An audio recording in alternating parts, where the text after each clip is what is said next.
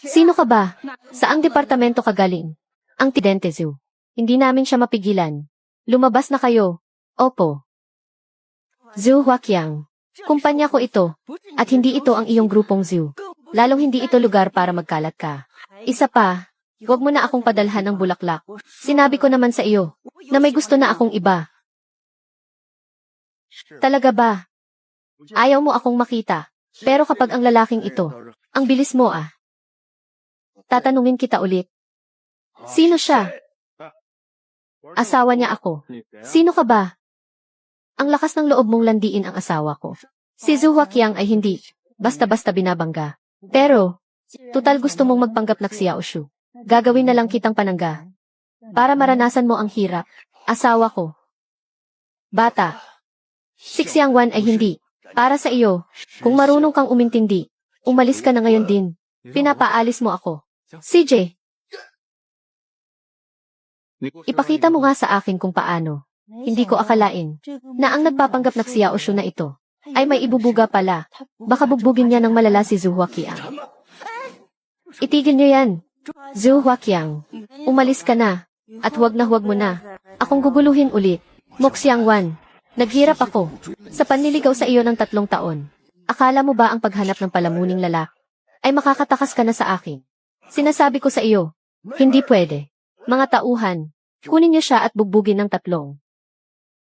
Mas nakakagulat ang dulo. Kung gusto nyong malaman ang susunod na mangyayari, check nyo ang comments sa baba, nandoon ang full video.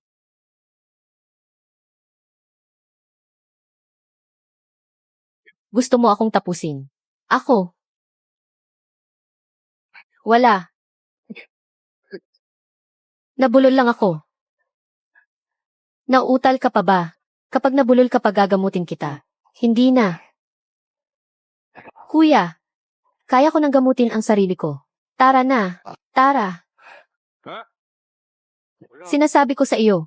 Lakad. Ako. Lakad. Ano pang tinutunganga mo dyan? Tara na.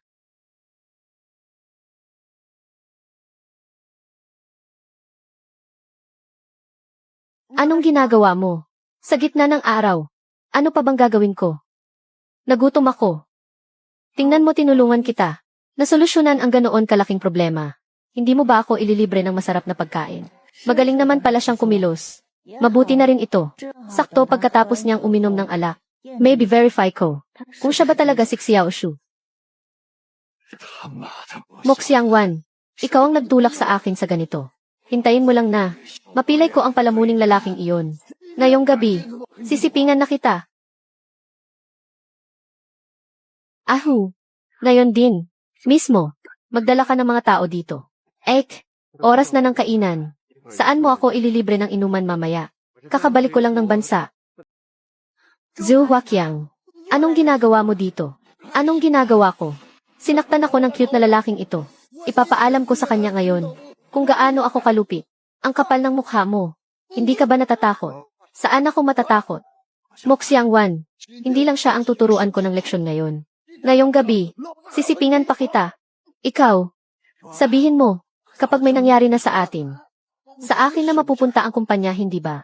Ang mga naunang nagpanggap na Xiao Shu ay walang mga marka ng ulo ng lobo. Siya. Baka siya na talaga si Xiao Shu. Wala ka nang gagawin dito. Umalis ka na. Zhu Huaqiang, huwag kang masyadong walang hiya.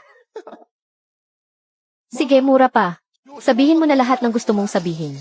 Ahu, taddarin niyo ang lalaking ito. Tingnan ko lang kung sino ang hahawak sa kanya. Kapag hindi ko kayo inubos, hindi ako si Mo.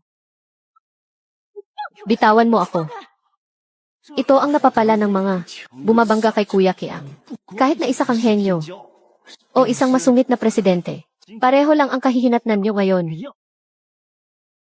Hoy, Ginoong Mo, nakatigil na ang Joe Group sa aming pakikipagtulungan. Ano, kalahating empleyado ng design department ng kumpanya ni Mo nag-submit ng resignation. Gusto nilang sumali sa Joe Group. Kinuha ng Joe Group ang aming mga supplier. Lahat ay kinuha at nagbigay pa sa amin ng alok ng pagbili. Mo Xiang Wan, alam mo na ang lakas ko, di ba? Ngayon, hayaan ang salot na ito. Lumuhad at humingi ng tawad sa akin. At maging handang-handa, maging aking babae. Maaari kong isaalang-alang. Para sa inyong kumpanya, isang pagkakataon. Ay, 1 minuto. Mo Xiangwan, saan mo nakuha ito? Ang katinoan na ito. Mga bagay na may sira ang ulo, lumapit kayo. Minuto. Hayaan ninyong malugi ang aming pamilya Joe. Ang aming pamilya Joe at ang lungsod na ito. 12 pangunahing industriya.